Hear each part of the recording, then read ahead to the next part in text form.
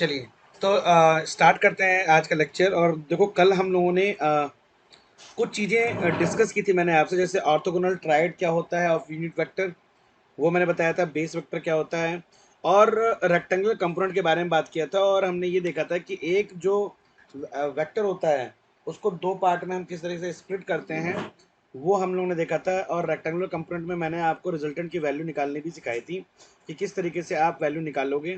तो उसी में बेस कुछ क्वेश्चन है जो हम करेंगे, जो एनसीईआरटी में भी दे रखा है और इम्पोर्टेंट भी है। पहला क्वेश्चन है इसमें, find the vector, find the vector A B and its magnitude, and its magnitude, and its magnitude if it has initial point, if it has initial point, initial point, if it has initial point a within bracket, क्या है initial point 1 comma 2 comma -1, and final point, and final point वो क्या दे रखा है, वो दे रखा है 3 comma 2 comma 2।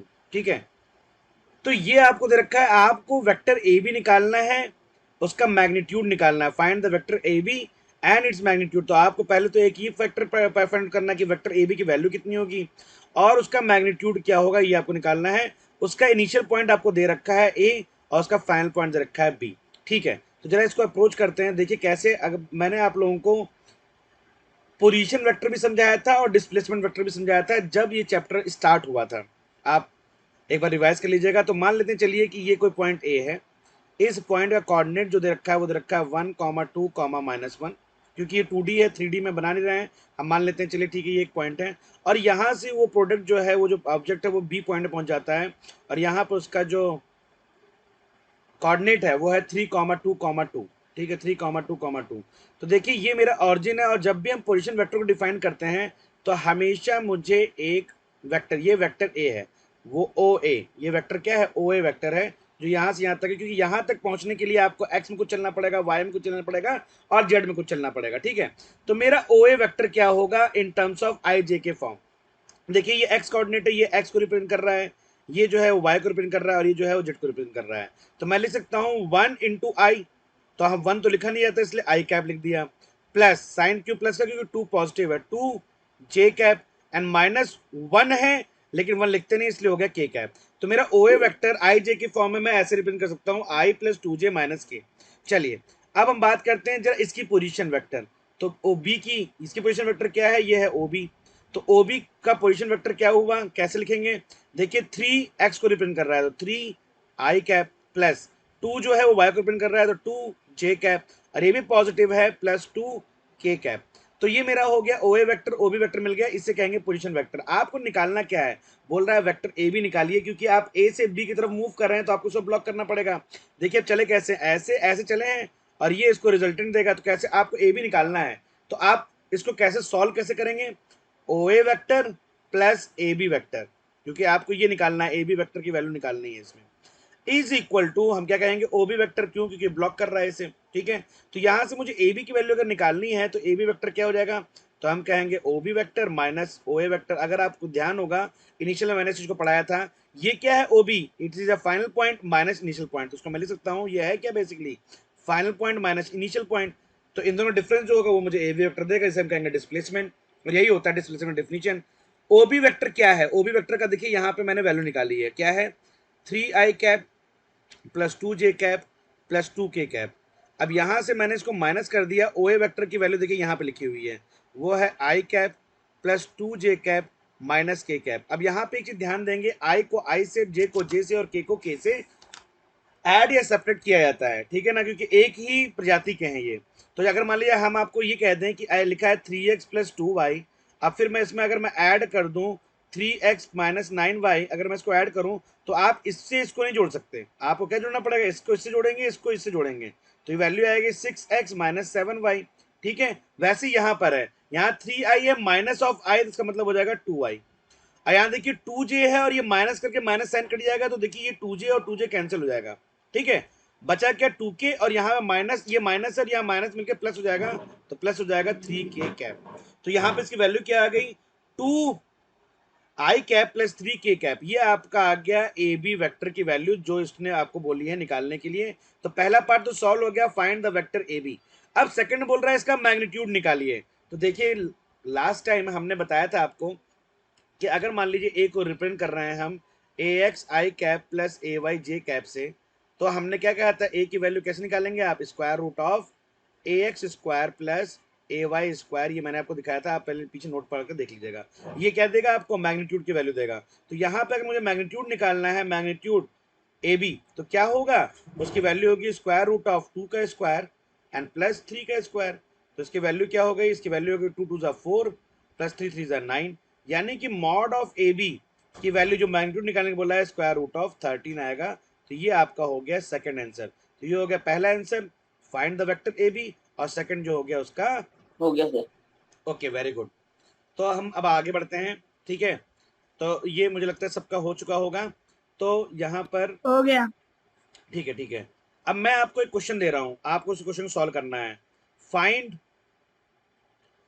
Find the vector C D, find the vector C D and its magnitude and its magnitude and its magnitude if it has initial point, if it has initial point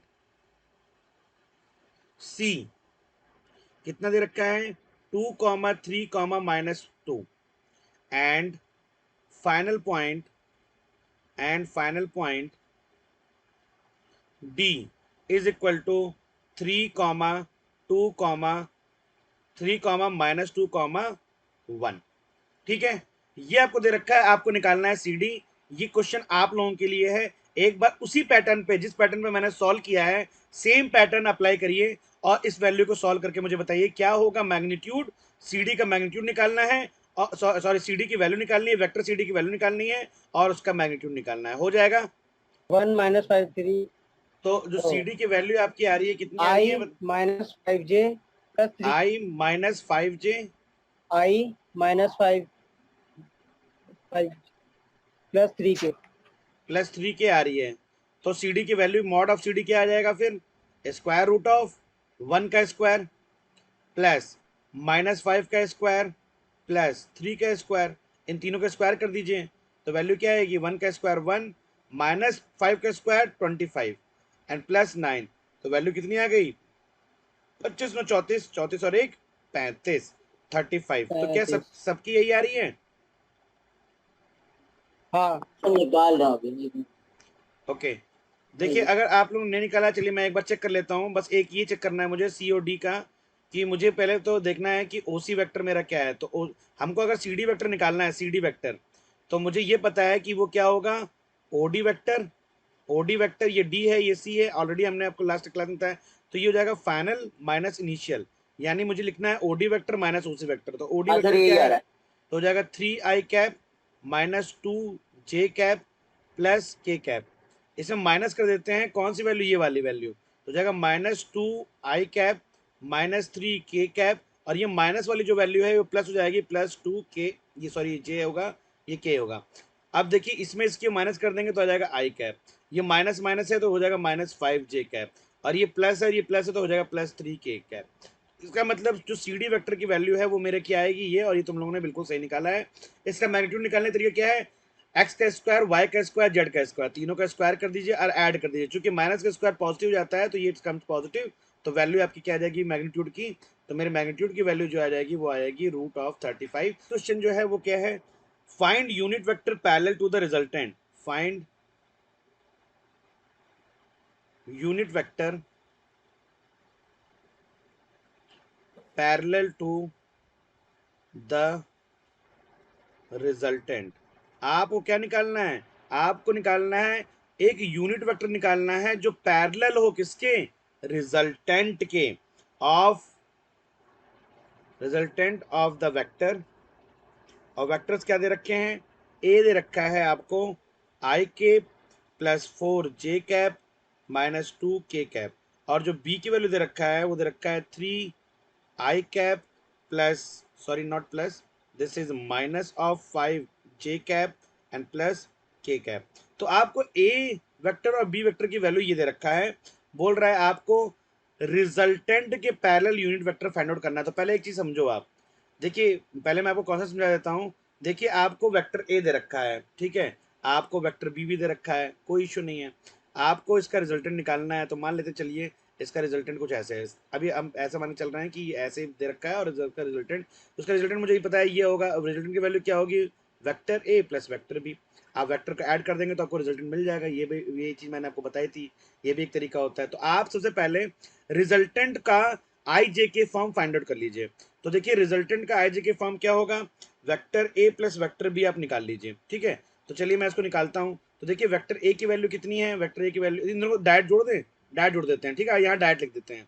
देखिए ये दोनों positive है तो हो जाएगा, इसकी value हो जाएगी 4i कैप, ये पॉजिटिव है ये निगेटिव है तो ये निगेटिव वैल्यू बड़ी है तो माइनस जे कैप, ये निगेटिव ये पॉजिटिव, इसकी वैल्यू बड़ी है तो ये जगह माइनस के कैप। यानी जो मेरा रिजल्टेंट वेक्टर है उसका जो वेक्टर है उसकी वैल्यू क्या आएगी, 4i cap minus J cap minus K cap. अब मेरी बात ध्यान समझना, यहाँ ये क्या है, ये तो मॉड वैल्यू है, सॉरी मॉड वैल्यू नहीं है, ये है आर की वैल्यू है।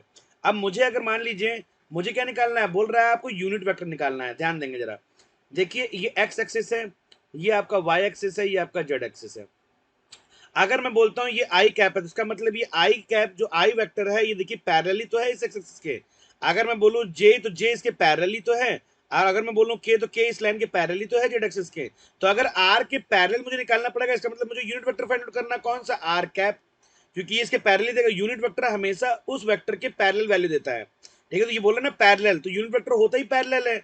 अब चाहे वो रिजल्टेंट हो, अगर मुझे ए वेक्टर के अलॉन्ग करना होता तो मैं लिखता आई कैप, बी के अलॉन्ग पैरेलल वेक्टर का तो मैं लिखता है बी कैप। तो यहाँ पे अगर इसका यूनिट वेक्टर निकाले तो हो जाएगा ए कैप, बी के अलॉन्ग अगर पैरेलल वेक्टर निकालना है यूनिट वेक्टर तो हो जाएगा बी कैप। अब देखो इसका मैंने आपको एक फॉर्मूला बताया था, यूनिट वेक्टर इक्वल टू क्या होता है। अगर मैंने बताया यूनिट वेक्टर आपको निकालना हो, एक वेक्टर दे रखा है उसकी वैल्यू होती है vector A divide by mod A. आप एक बार जरा डिफिनीशन पे जाओ, जहां मैंने आप लोगों को डिफिनीशन लिखवाई है यूनिट वेक्टर की, वहां पे मैंने आपको ये फॉर्मूला दिया है यूनिट वेक्टर। आप एक बार चेक करिए, जो नोट्स मैंने लिखवाया है वहां पे आपको यूनिट वेक्टर इक्वल टू क्या होता है, जो वेक्टर दे रखा है वो और नीचे उसका मॉड। अब यहाँ पे आपको आर के पैरेलल में यूनिट वेक्टर निकालना है, तो क्या हो जाएगा, आर कैप निकालना है, तो इसकी वैल्यू क्या हो जाएगी, R vector divide by mod of R, ठीक है। आर ऑलरेडी मैंने निकाल चुके हैं और आर वेक्टर ऑलरेडी मैंने निकाल रखा है, क्या निकाल रखा है, वो वैल्यू है ये। तो ये ऑलरेडी हम ऊपर लिख देते हैं, तो ये हो जाएगा 4i cap minus J cap minus K cap. इसका मॉड निकालना है, तो मॉड का मतलब क्या होता है, स्क्वायर रूट ऑफ 4 का स्क्वायर प्लस ऑफ -1 का स्क्वायर, तो 1 ही हो जाएगा, और ये भी -1 का स्क्वायर तो ये भी 1 हो जाएगा, है ना। तो इसको माइनस कर दीजिए और ऐसे करके आप स्क्वायर कर लीजिए, चलिए ऐसे करके, है ना, इसको भी माइनस कर दीजिए, इसका स्क्वायर कर लीजिए, तो बात तो एक ही आएगी।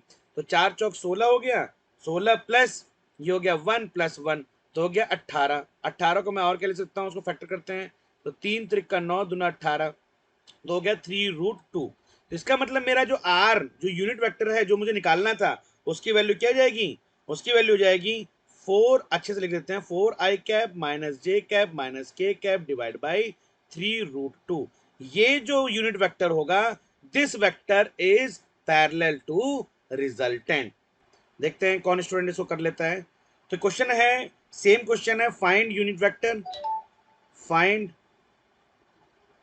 Unit vector, find unit vector parallel to the resultant, parallel to the resultant, parallel to the resultant of the vector, of the vector, vector दे रखा है ए, क्या दे रखा है, 3i cap minus 2j cap plus K cap, और B vector दे रखा है आपको i cap plus 3j cap minus 2k cap. ये दे रखा है आपको वेक्टर। आपको निकालना क्या है, यूनिट वेक्टर निकालना है which is parallel to resultant. चलिए बताइए क्या होगी इसकी value. For this question what you need to do, आपको निकालना है आर वेक्टर की वैल्यू क्या होती है which is summation of vector A plus vector B. एक तो आपको ये मिल जाएगा फिर आपको निकालना है जो वैल्यू आ जाएगी उससे आप मॉड निकाल लीजिएगा। मॉड कैसे निकालेंगे, जो भी आई जे के फॉर्म होगा उसका स्क्वायर करके जोड़ दीजिएगा, तो आर वेक्टर मिल गया, मॉड आर मिल गया। तो आपको निकालना है क्या, आर कैप यूनिट वेक्टर, ये यूनिट वेक्टर क्या होगा, पैरेलल टू रेजिस्टेंस, तो R vector divide by mod of R, बस ये निकालना है आपको। तो इसको फाइंड आउट कर लीजिए, उसके बाद ये फाइंड आउट कर लीजिए, इनको डिवाइड कर दीजिए, आपको आंसर मिल जाएगा।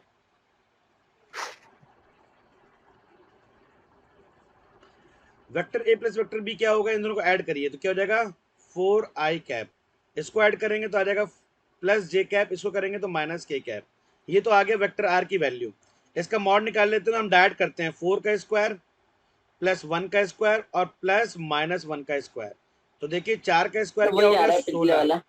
प्लस 1 का स्क्वायर हो गया 1, एंड प्लस इसका स्क्वायर क्या होगा 1, तो ये भी क्या हो जाएगा, स्क्वायर रूट ऑफ 18, हाँ that is equal to 3 root 2। वही आ रहा है। तो लेकिन यहाँ पे जो आर कैप की वैल्यू आएगी वो ये नहीं आएगी, यहाँ पर वैल्यू ये देखिए, वैल्यू क्या है आपकी, ये वैल्यू है आपकी 4i कैप प्लस जे cap minus K cap. Last time क्या था, लास्ट टाइम था 4i के यहाँ माइनस माइनस। जे के माइनस के कैप, लेकिन आपका आंसर जो है वो ये आया। तो बाय डिफॉल्ट ये आया, ये तो क्वेश्चन मैंने फ्रेम किया था, लेकिन चलिए आंसर वही आया है। लेकिन आपको कॉन्सेप्ट समझ में आया ना, कि आप जो आर के आर वेक्टर निकाल रहे हैं, तो अगर मुझे इसके पैरेलल अगर वेक्टर निकालना है, तो इसका मतलब वो क्या पूछ रहा है, वो यूनिट वेक्टर के बारे में बात कर रहा है, which is equal to vector R divide by mod of R. ठीक है, तो अगर कोई वेक्टर दे रखा है उसका मॉड कैसे निकालेंगे, ऐसे निकालेंगे। अब मैं आपको जैसे बताऊं, अगर ए वेक्टर दे रखा है, आपके सामने कोई वेक्टर दे रखा है, मान लीजिए दे रखा है 6i cap plus 9k cap. अब देखिए इसका अगर आपको मॉड निकालना है, तो देखिए मॉड क्या होता है, आई के साथ जो है उसका स्क्वायर, जे के साथ कुछ है ही नहीं यहाँ पर, तो के साथ है, तो आपको सिंपली 6 का स्क्वायर करना है, 9 का स्क्वायर करना है, आपको मॉड मिल जाएगा। और अगर आपको बोलेगा यूनिट वेक्टर निकालने के लिए, तो ए कैप क्या हो जाएगा, vector A divide by mod है, यहाँ से आपको यूनिट वेक्टर मिल जाएगा। तो इस तरीके से आप वैल्यू निकालते हैं, वेक्टर की वैल्यू देन उसके मॉड की वैल्यू, दोनों को डिवाइड कर देंगे तो आपको मिल जाएगा यूनिट वेक्टर की वैल्यू उस डायरेक्शन में। अब दूसरी चीज समझो, अगर आपको वेक्टर फाइंड आउट करना है यूनिट डायरेक्शन की डायरेक्शन में, तो क्या करेंगे, जो मॉड आपने निकाला है उससे आप ए कैप का मल्टीप्लाई कर देंगे, तो आपको मिल जाएगा, क्योंकि ये मैग्नीट्यूड है, ये डायरेक्शन है, तो आपको वेक्टर क्वांटिटी मिल जाएगी ना। वेक्टर क्वांटिटी क्या होती है, which having magnitude and direction, इन दोनों को मल्टीप्लाई कर देंगे तो आपको कोई भी वेक्टर मिल जाएगा। तो अगर आपको यूनिट वेक्टर दे रखा है, अगर आपको कोई यूनिट वेक्टर दे रखा है, वेक्टर मॉड की वैल्यू अगर आपको पता है, तो आप सीधे उसको वेक्टर फाइंड आउट कर सकते हैं। चलिए आगे चलते हैं, एक क्वेश्चन करते हैं। अब ये क्वेश्चन जो है वो आप लोगों के लिए अब थोड़ा सिंपल हो जाएगा, और आप इसे कर सकते हैं, थोड़ा समझिएगा उसके बाद करिएगा, निकल जाएगा क्वेश्चन। देखिए two forces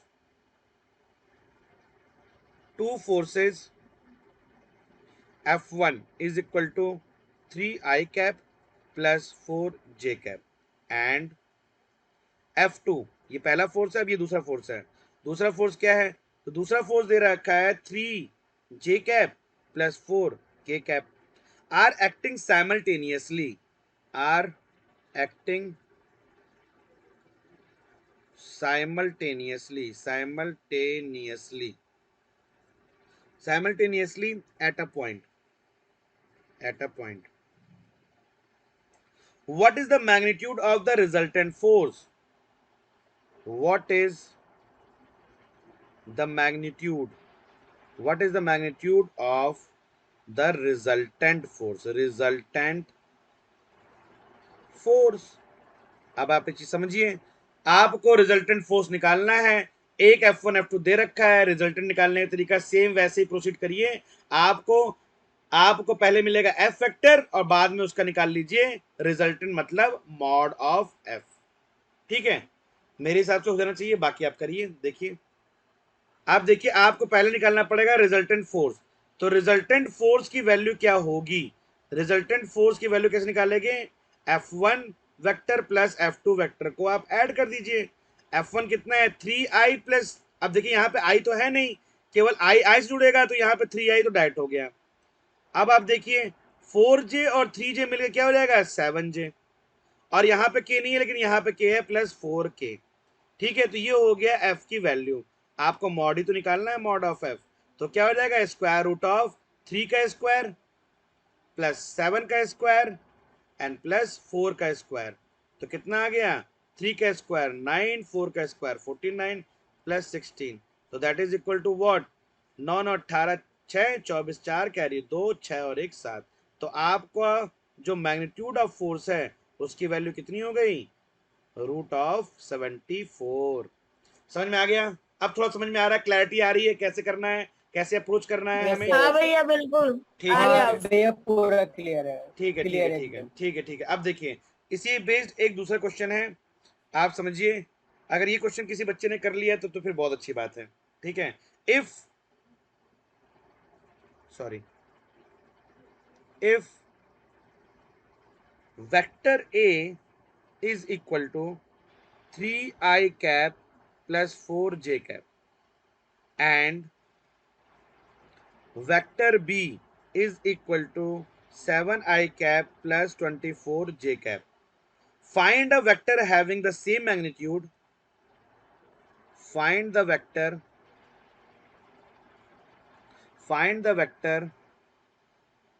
having the same magnitude having the same magnitude having the same magnitude as b vector and parallel to a vector। Question को ध्यान से पढ़ें और सॉल्व करें। If vector a and vector b, बोल रहा है if vector a and vector b ये दे रखा है, अगर वेक्टर ए ये है एंड वेक्टर बी ये है, find the vector having the same magnitude. बोल रहा है वेक्टर फाइंड आउट करिए जो कि सेम मैग्नीट्यूड का हो एज बी। तो आपको बी का मैग्नीट्यूड निकालना पड़ेगा। पहला चीज तो पहले तो बी के मैग्नीट्यूड के बराबर होना चाहिए और पैरेलल टू ए होना चाहिए और ए के पैरेलल होना चाहिए। आपको एक ऐसा वेक्टर निकालना है जो वेक्टर ए के पैरेलल हो और उसका मैग्नीट्यूड बी के बराबर हो। चलिए वो वेक्टर निकालिए आप। मैंने बोला कि अगर वेक्टर ए जो है वो ये है, वेक्टर बी जो है वो ये है, तो find the vector having same magnitude as B and parallel to A. तो बोल रहा है एक ऐसा वेक्टर निकालिए जिसका मैग्नीट्यूड बी के बराबर हो। चलिए मैग्नीट्यूड बी क्या है, ये तो बी वेक्टर है ना, 7i cap plus 24j cap, तो बी वेक्टर है। इसका मैग्नीट्यूड क्या होगा, mod of B that is equal to what, 7 का स्क्वायर प्लस 24 का स्क्वायर। तो देखो बेटा 7 का स्क्वायर तो होता है 49 और 24 का स्क्वायर करते हैं 4 4 जा 16, 6 कैरी 1, 4 दूनी 8 दूनी 16, 1 17, 7 कैरी 1, 2 दूनी 4 और 1 5, 576। तो देखिए इसकी वैल्यू क्या हो जाएगी, 9 6 15, 5 कैरी 1, 8 6 12, 2 कैरी 1, 625 और 625 की वैल्यू का स्क्वायर रूट होता है 25। यानी जो मॉड है बी का वो कितना हो गया 25। तो बोल क्या रहा है कि जिसका मैग्नीट्यूड बी के बराबर हो, तो ठीक है रख देते हैं। और पैरेलल टू ए होगा, ए के पैरेलल कोई वेक्टर वही हो सकता है जो यूनिट वेक्टर होगा। उसको कैसे निकालेंगे, vector A divide by mod of A.